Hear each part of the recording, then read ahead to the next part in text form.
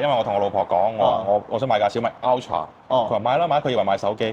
哦，輝哥，我咧好耐冇睇二手車啦，但係今日粉絲揾我呢一部，我自己都好有興趣。係咩車？小米蘇七 Ultra。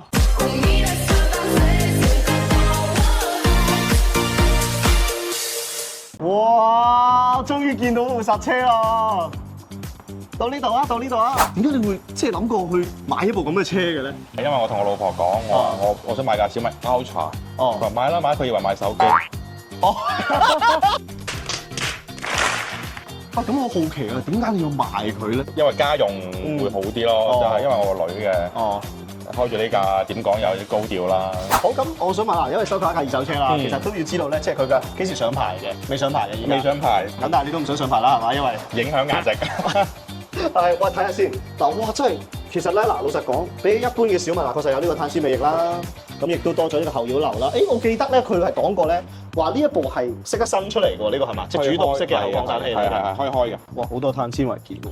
呢個有冇選裝到嗰啲咩碳纖維包嗰啲嘢？因為我係早訂嘅，佢可能下個星期就已經冇得送呢一批嘢啦，就好似呢個碳纖方向盤，跟住碳纖嘅凳，同埋碳纖嘅呢個中控，同埋嗰個圍邊，包括嗰個尾翼，而家都係送嘅。之後就會有一部凸尾嘅蘇七㗎。佢如果係唔揀呢個碳纖尾翼咧，佢會有好似正常蘇七嗰個，即係可以伸縮嘅嗰個。哇，好似毫無靈魂喎，冇咗呢隻翼仔。呢隻翼我覺得買 Ultra 一定要揀㗎。咪就係咯，你冇呢隻翼，你點食飯咧？係咪先？但係我喺上邊食過麥當勞。哦，你食係啊，真係食過。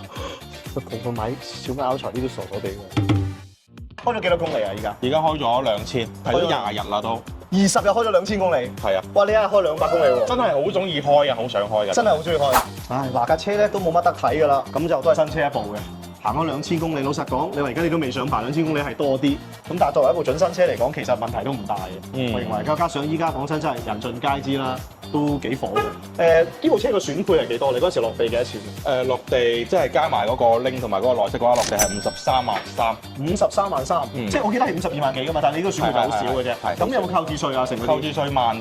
17,000蚊購置稅。OK。咁即係而家落地大概係55到56度。係冇錯。如果53，你啱啱放低俾我咧？都係玩下先啦。如果係玩到等到下一架即係又想上手嘅車，就會咁樣考慮放。但83我覺得好極限，我就唔想等。但係你蝕3萬度咯。其實咧就而家過嚟輝哥呢度啦，知道個心理價位之後咧，我自己都 OK 嘅，但係都係諗住再揸下先咯。